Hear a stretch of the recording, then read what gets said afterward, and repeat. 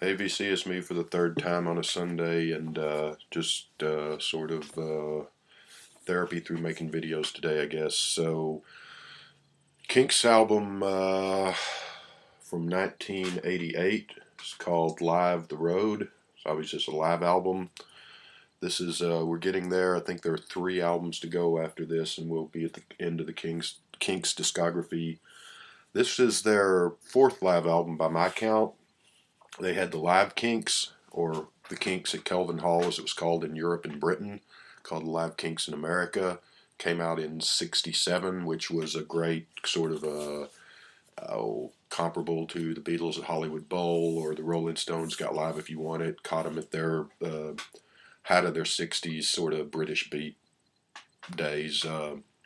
With all their early hits and so forth. You had Everybody's in Showbiz, which is a double album. The first album is a studio, second album live, sort of like I'm a Gumma by Pink Floyd. So it's not a great studio album. It's okay. The live album is not half bad. Then you've got On the Road from 1980, first Kinks album I ever bought that kind of got me into the band. Even though I'd known a few of their songs just from growing up. But double live album, 1980, kind of an arena rock thing. That's when they really started getting popular, low budget. It's a little bit popular, and that one kind of pushed them up into popularity again after having been disappeared from the public eye. Uh, Arena rock, but still pretty good. Good live double album. Got a lot of their hits. The early stuff from the '60s and their then current stuff from low budget and recent albums of the '70s. So this would be their fourth live album. There's actually one more to come. Well, official. There Kinks at the BBC and some other stuff that have been released subsequently. But as far as just their, I guess, officially regular released catalog, there's one more live album after this. But 1988, and this would be their there'd be one more album in 1989, so this would be their second to last album of the '80s. Second album on MCA Records. I looked up to see what this did chart wise. I couldn't find any information. I don't, as far as I remember, it didn't. I don't think it did anything. I don't remember hearing any of this on the radio, or I don't know that I even still watched MTV by that point, really.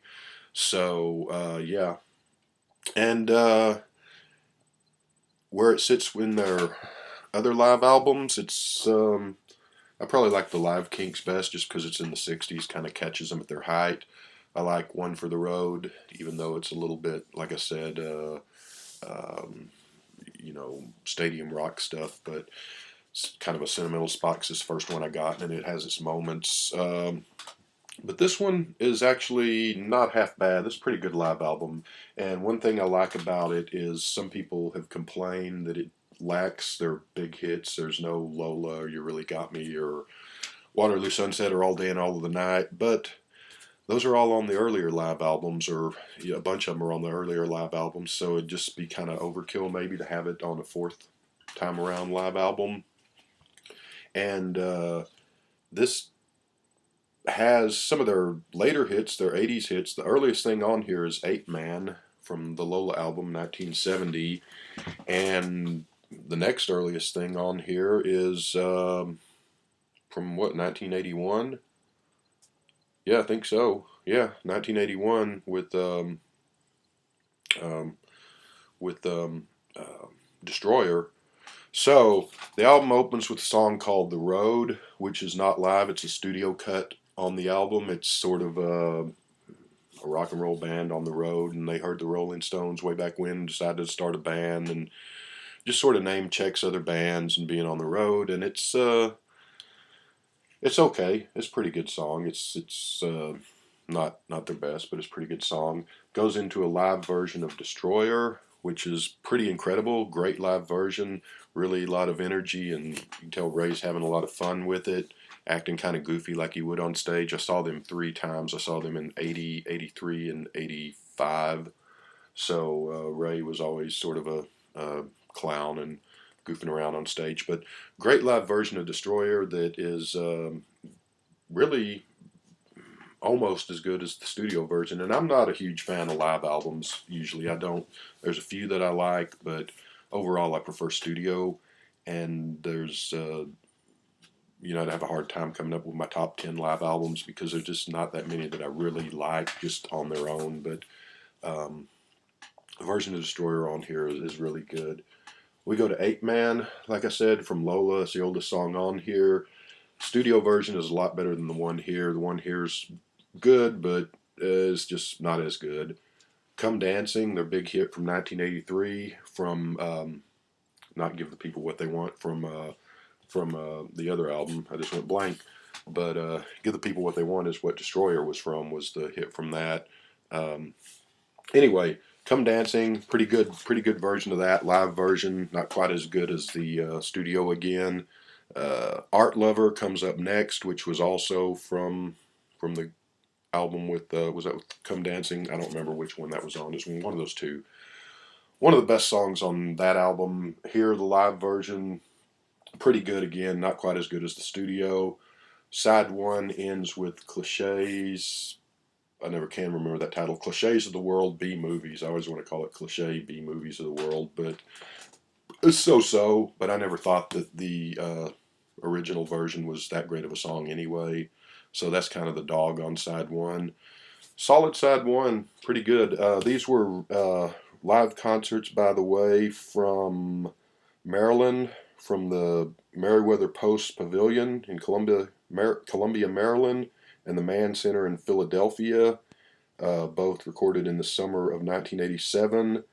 And then they said mobile recording at Fana Sound, Nashville, Tennessee. So I don't know if that was some live stuff or was that where the studio track. That's the only studio track on here. Maybe that was recorded in Tennessee. Side one, pretty solid other than Cliches of the World, which is not bad, but it's just never been one of my favorite Kinks songs. Side two starts with Think Visual, the title track to their album that came out in 1986, just 2 years before this, the previous album before this. Wasn't crazy about Think Visual. The album's okay, but I wasn't crazy about the title track. Like I said, it sounded kind of like Hip to Be Square or one of those cornball Huey Lewis songs on the album, on the studio version. Here in the live version, it's more guitar heavy and they run through it faster. It's a shorter version than the studio, and it kind of works. Not bad version. So one of those rare instances when I prefer the live version to the studio version. It's still not one of their best songs, but it's a pretty good version here. Living on a Thin Line, one of Dave's classics from Word of Mouth. One of the best latter day Kinks songs of all. Studio version is definitely better than the live version here. It just sort of sounds, it's good, but it just sort of sounds like they're running through it here without too much enthusiasm. Lost and Found is another one of the highlights of Think Visual, the album that came out before this. Think Visual has about 3 or 4 songs that I really like, and I just did a review on it, but Lost and Found being one of those. Again, the live version, not as good as the studio version.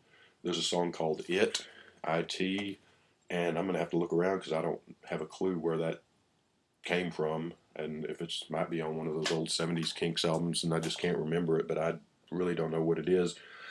But it's fun, and it's a really guitar-heavy song. It's a little out of the ordinary for the Kinks because it's kind of a jam song, not like the Grateful Dead or Fish or anything, but just like a long, kind of drawn-out song with a lot of guitar playing and stuff, and Ray acting a fool and having fun, and it's a little kind of a heavy song, music, rock and roll heavy song. So I kind of like it. I don't know what it is, if it's just unique to this album or if it's some B-side or some album cut that I just forgot. And it ends with a couple of songs from the album Give the People What They Want, Around the Dial, and the title track, Give the People What They Want. Both of those are, again, pretty good energy to them and fun. Still prefer the studio versions. But yeah, for a live album, it's a pretty solid thing, and I kind of like the fact that it doesn't have any really big hits on it. Come Dancing was one of their biggest hits, but and Art Lover got some play on the radio, and 8-Man and Destroyer was a hit. But I mean, it doesn't have the big major Kinks hits, and that's okay because I think it's nice to have something different. No great shakes on the cover. Just there's a road and a traffic sign there, or street sign. Back of it's just a truck driving down the road. Some information about the album. Nothing inside. It just was in a plain white sleeve. So how exciting is that? And MCA record still. Don't know how it did chart wise. Yeah. I mean, it's a pretty solid, fun little live album, and look something latter day period of the Kinks, and not too bad. Scale of 1 to 10, I give it a 7.5 even. It's just a fun album. I'll probably pull it out and play it some more, uh, in going forward. So anyway, like I said, I think we've got 1, 2, 3 Kinks albums to go. So there's a ton of stuff that was released subsequently, especially in the CD age, as far as greatest hits packages and rarities and box sets and Kinks at the there was a Kinks at the BBC CD. Don't know if that ever came out on vinyl. And there was a few years later a complete Kinks at the BBC, which was like a 5, 6 CD set, and all sorts of greatest hits things and all. And I'm not going to get into all of those because that runs into probably 100 albums or so, and I don't have all that stuff anyway. So just sticking with mainly their main releases from 1964 up through, I think their last album came out in, I want to say, 1993. So that's that, and we'll be back with more Kinks stuff. And after the Kinks, I've already figured out, like I said a few videos a while, but it's been a while since I made a video. I've already figured out who I'm going to do a review series of next, but you all will have to wait and see. We'll be getting to that soon. Have a good weekend, everyone.